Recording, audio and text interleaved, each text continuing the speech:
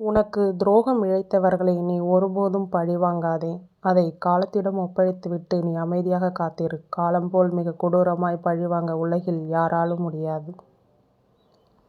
தவறு செய்பவர் மட்டுமல்ல, அந்தத் தவறைத் தட்டிக் கொடுப்பவரும் அதைக் கண்டும் காணாமல் செல்பவரும் தண்டனைக்கு உரியவரே. நடக்கும்போது கால் வலிக்கும். சற்று அமர்ந்திருந்தால் வலி போகும். துன்பங்கள் நினைத்திருந்தால் மேலும் துன்பம்தான் ஏற்படும். சற்று மனதைத் திசை திருப்பிவிட்டால் அந்தத் துன்பம் மறைந்து லேசாகிவிடும். எண்ணங்களைச் சுமப்பதும் இறக்கி வைப்பதும் நம் கையில்தான் உள்ளது.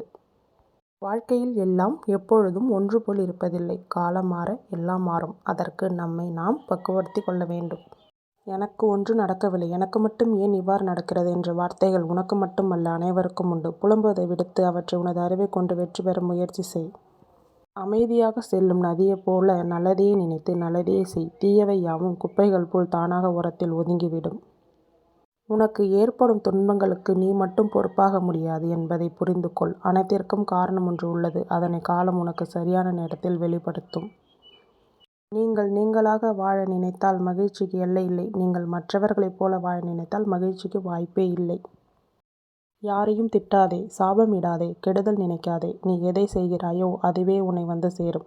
நீ மனம் வருந்தினாலே போதும், உனக்கு பாதிப்பை தந்தவர்களுக்கான தண்டனை கிடைத்தே தீரும். காத்திருக்க கற்றுக்கொள். எல்லாவற்றிற்கும் உரிய நேரம் இருக்கிறது. அவசரப்படுவதால் நிம்மதி தொலையுமே தவிர நன்மை எதுவும் கிடைக்கப் போவதில்லை. பணத்தை வைத்து எந்த ஒரு உறவையும் மனிதரையும் தாழ்வாக கருதாதீர்கள். ஏனெனில் வாழ்க்கை நிரந்தரமில்லாதது. நொடியில் அனைத்தும் மாறிவிடும். இழந்ததை நினைத்து வருந்தாதே. இறை நம்பிக்கை இருக்கும்போது நீ எதை இழந்தாலும் அது வேறொரு வடிவில் உன்னை வந்து தேடி வரும். உனது நிலை எது என்பதை முதலில் தெரிந்து கொள். அப்பொழுதுதான் உன்னை திருத்திக் கொள்ளவும் பிறரினால் ஏற்படும் அவமானங்களை எதிர்கொள்ளவும் இயலும். உனக்கு நடப்பவை எதுவாயினும் அதை அனுபவமாக்கி அதிலிருந்து கற்றுக்கொண்டு முன்னேறி செல். வாழ்க்கைக்கு அதுவே சிறந்தது. நன்றி.